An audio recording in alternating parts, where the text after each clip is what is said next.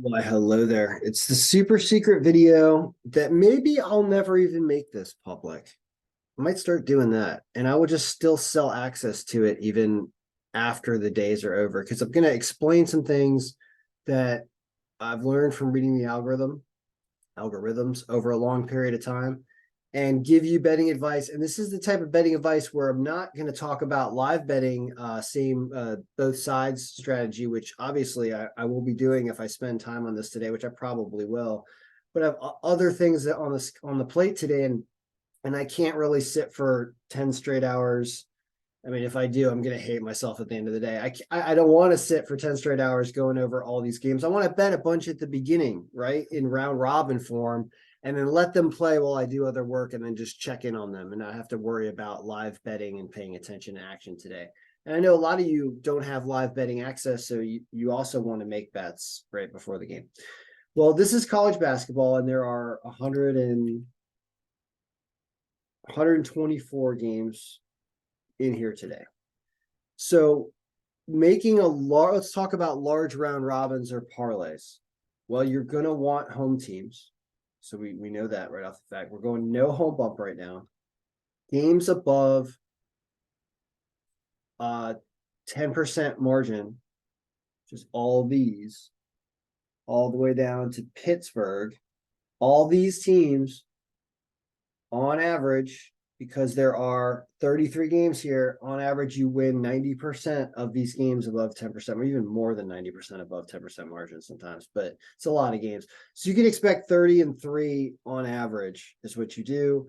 You do as bad as maybe 28-5. That would be an awful day. And then you can go 32-1 on these. I've never won. I don't think I've ever won 30 games in a row at the top. But I know I've won like 29 out of 30 before. I know we've had runs of 20 and then another run of 10 or more. So you can probably have a good day. Now, are there any landmines in these teams? Well, yeah, you got injured Tennessee at minus 7,000 anyway.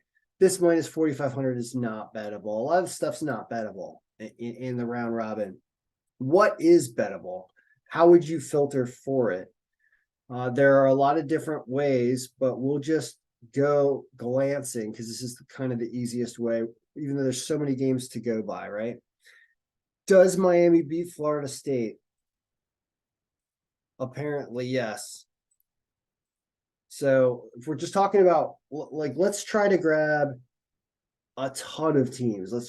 The most I ever really do in a round robin is 15, but you can do more. And at these lines, I'm thinking maybe more where you grab like 17 and then you play like the 15s or something like that. So let's talk about what those teams would be. I'm not going to craft the bet because we don't have forever, but let's say, who's really supposed to win and who's better than 2000 or whatever. All right, Miami is one. Marquette is another one. Hofstra is another one. These are kind of all in my head. I feel like these lines shouldn't be this bad off those team names, but whatever. Florida Atlantic, Akron, St. Louis, yeah,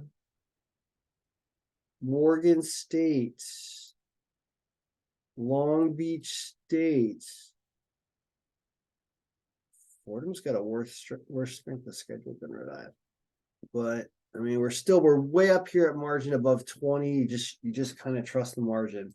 Fordham, West Carolina. Really, West Carolina is that much better than VMI? These do not make sense in my head. These lines look insane. Arizona, UMass Lowell, Nebraska's a tiny bit injured. This hasn't been playing well, so that's okay. Southeastern Louisiana. All right, now you're starting to get into some actual lines. All right. And one thing that I noticed is William and Mary gets a rather favorable line for having a 19% home margin. And so that's a pretty good pick in terms of value wise up here. Wake Forest against injured Notre Dame. Big margin there, only minus 280. Georgia Tech's injured against Louisville, so stay away from this one. So don't take this one. Don't take Tennessee as if you ever would anyway, like because the line's so crazy. Don't take Georgia Tech injured. And in terms of the game that might have lead changes, I look at something like this as potentially having lead changes. And so that if I was live betting the both sides, I would do it there. So now you're starting to see how like some lines are much better than the next line. Like here's a 600 after a 170. Like that's a no-brainer about which game you would take. But the odds makers do know what they're doing too. So there's a reason why maybe there's some more money on those teams. Let's see here. What else we got? Well, I mean, we're getting down this list. We're at 15%. You can even consider all these. Dayton, yeah, don't worry about Dayton's injury, and Mason is more injured anyway. Don't take Florida International. That's the one to stay away from at 65%. That's a no-brainer. Do not take that. That's telling you that expect problems there. Kansas against West Virginia. That's probably gonna be a really good game in Kansas. Minus 435 they are. Wow. Jeez, against West Virginia, amazing. I would instinctively say that's way too much to pay in this situation, but don't ever listen to me anyway. It says the game should only be a minus 250. Yeah, that does seem right. It seems like the game should only be a minus 250. It's a lot of money on Kansas against a reasonably good West Virginia team, but that's because they're at home. So you see a Charleston Southern game, they're a much weaker team and a 26% power team. So in theory, you know, one of the things you want to look at, and I'm actually going to resort this for a second, instead of margin here, I'm actually going to resort this by power. This is important. And the reason why is the team's power ends up being a guide to how well they are at winning games, which is what we're trying to pick here. You know, the better the power team in more than instinctively, but mathematically, it's also tied to teams that are winning games, and this is why it's reverse engineering wins. So that means that if you're taking a big round robin on some teams that pay, I'd want a team with obviously a good margin, but any margin is okay because these are home teams. Remember that our home teams, they just do so much better historically. Yesterday was not a great representation of that, but in general it is. So any of these teams are takeable. So on a round robin, now all of a sudden you're starting to see different lines show up at the top, right? You got Alabama, so you got this is a better round robin. Alabama, Gonzaga. So you could take, I mean, minus 720 is like, I think this stuff's unpayable. Like I want to take only lines that are like less than 300, let's say. Like yeah, it's a round robin. You do want winners, but let's take money lines that are only greater than minus 301 or whatever. So that's gonna, because you have so many games on a day like today. Now, I feel like you can do this. Now, I have done this in the past, and then I start to get annoyed because I overlooked a bunch of other winners that we just pruned out of here. Like basically, these are all the games I just pruned out. Let's do it the other way. Let's say less than money line. Never mind. Don't even worry about it. I got rid of a lot of games there, but I wanted to leave only lines that are kind of bettable. And these are those games. There are 30 of them.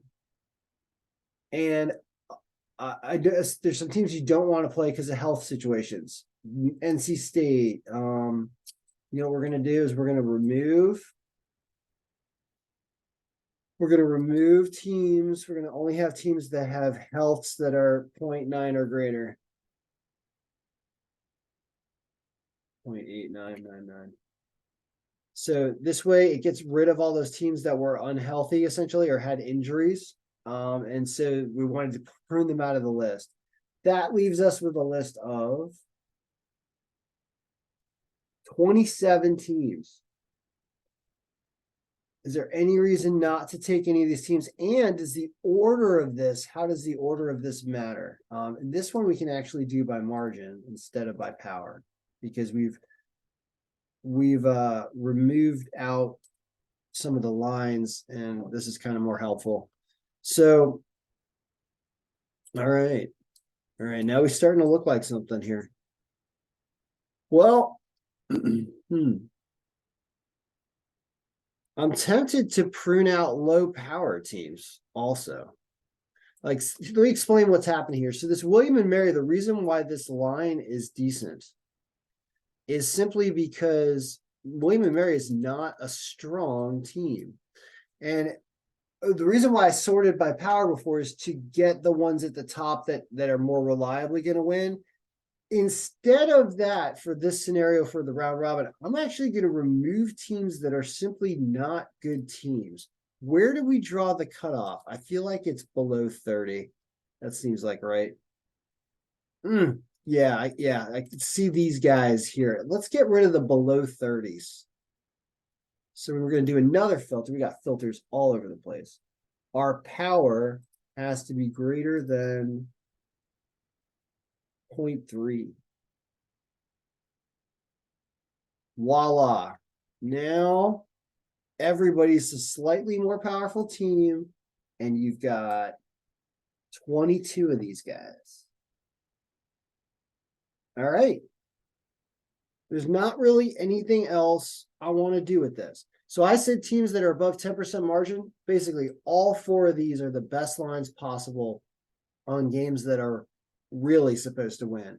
So the 4-team round robin, which is bad. I mean, look, they're all almost like minus 250 or 300. It's bad, but man, this like you can set your watch to this going 3-1 or better basically every single time. I'd be astonished if this goes 2-2, and I don't think this ever goes 0-4. I think you could run this the entire season, and these four teams never, all four of them lose in one instance. It's just the home team's just it's so tough. It just doesn't happen mathematically that much. So we'll see how those four do. That goes on, I guess, around robin and almost a parlay. Now there are other games here. And a lot of these are bettable because even though the rest of these are not above 10%, they're very reasonably lined. And somebody sent me money, so you're going to get access to the video. I think it's only like $5. It's okay though. It shows that you care. You forget it's not necessarily about the money as much as sometimes I feel like I'm doing a video out into the wind and nobody catches it. And I spent like an hour going through all the games and nobody even saw it. And like a bunch of stuff won. And I'm like, why am I even doing this? That doesn't happen as much anymore as we're getting more watch hours and stuff on the videos. But like just sending me something to let me know that you really care about getting that and having me do it before the games, which we're not making right now because the games are starting in 7 minutes. But we're trying.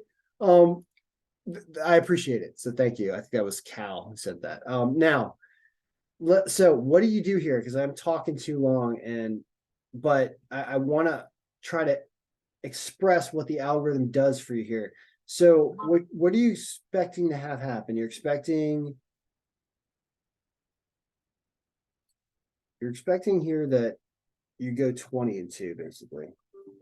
Well, let's call it 19-3.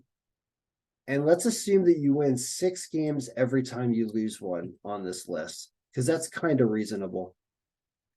And I talked about these top 4 up here that are above 10% that can be isolated away from the other ones. So let's assume that those 4 get bet on their own round robins. So then you have the rest of these guys, because you don't want to double up the same picks on round robins and parlays. You don't ever want to have the same pick on multiple parlays unless you're understanding that you're putting multiple bets in relation to one game and one outcome, and that's very risky. But you want to have more outcomes. So I'd like to do a large round robin here. There's actually 18 teams. Is there any reason not to take any of these teams?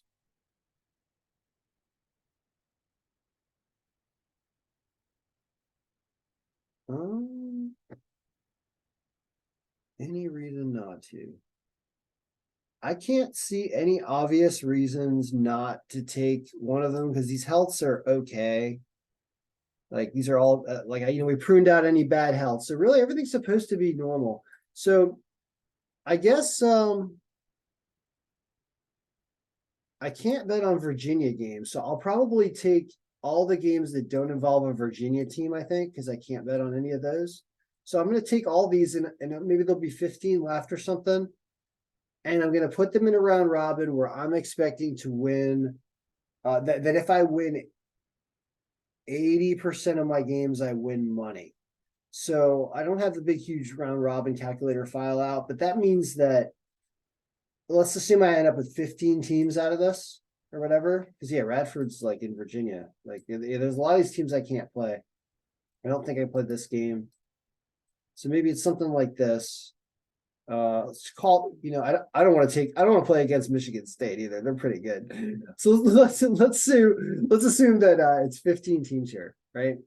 I'm probably gonna take like the 12s is where I'm gonna put most of my money because I'm assuming that there's good days and bad days with this.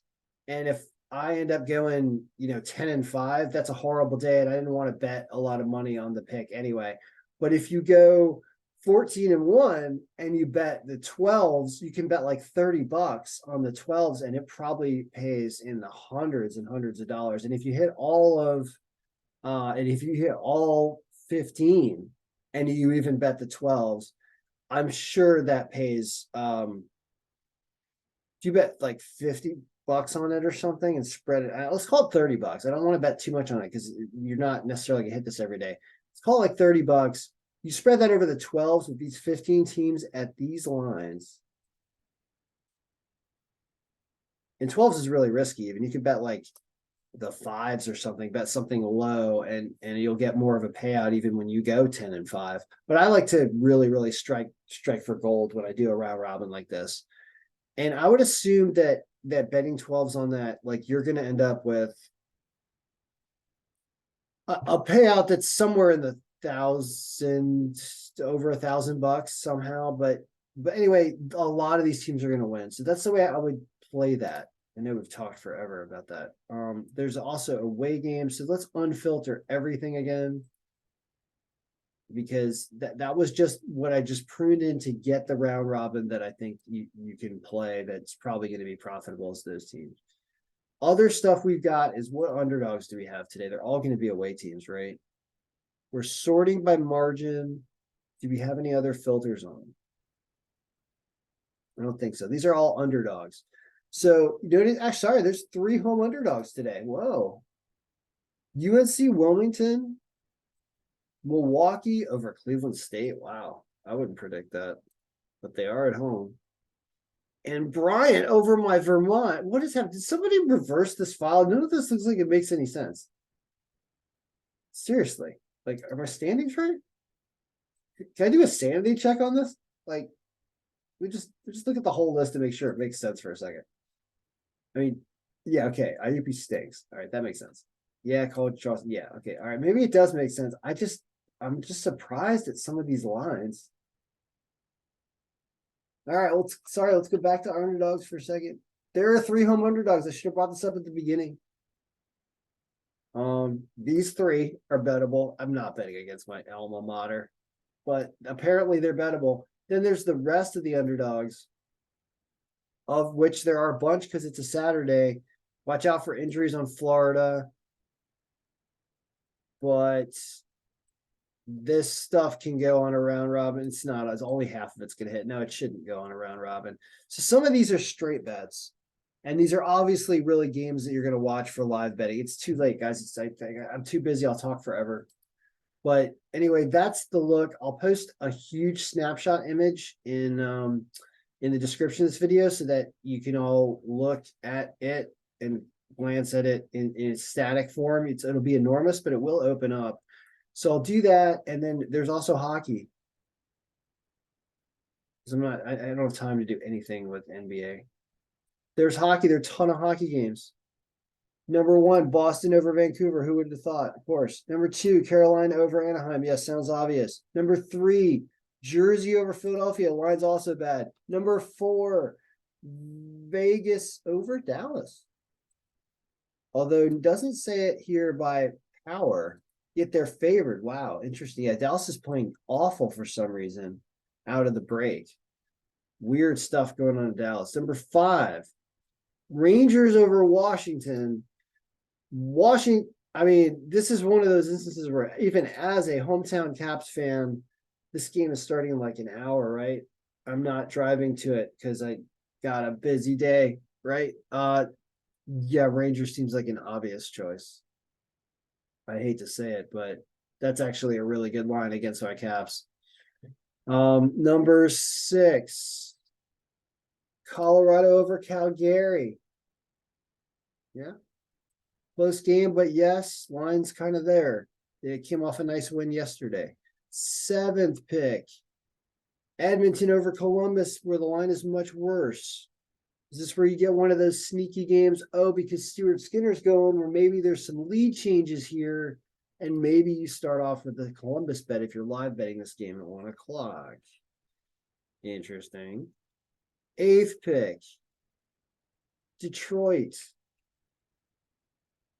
Even though it says by power, it's Tampa Bay, but they're playing well.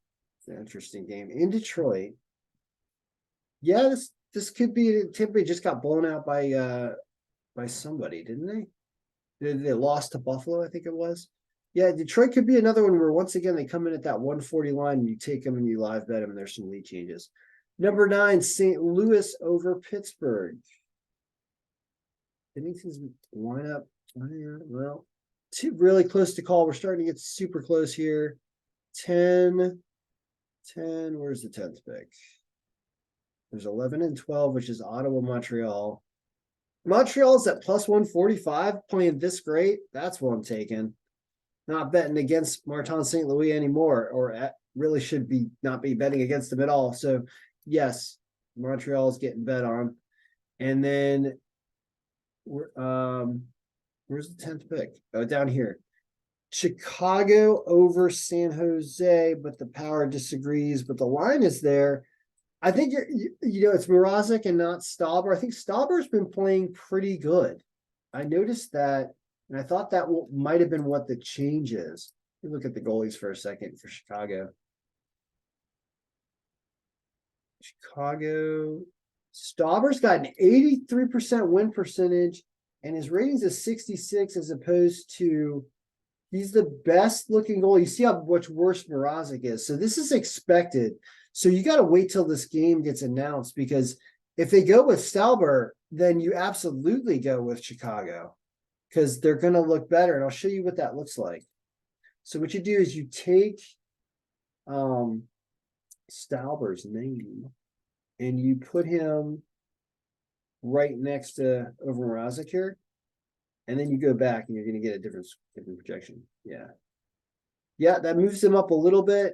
Still doesn't give them the nod, but the nod is because they're playing better and their streaks are better. And that's why they end up supposedly winning the game 3-2. All right, so that is the private video. I am not making this public as of right now. I feel like I got to start monetizing all this work I'm doing. If you got me working on a Saturday when I need to be doing other things. So I mean, I can do that where there's a private video that I do like this for those people who pay for it and who care, because there's a lot more that can be done with this, and I'll certainly put more effort into it when money comes in. All right, so good luck, everybody. May all your picks be winning.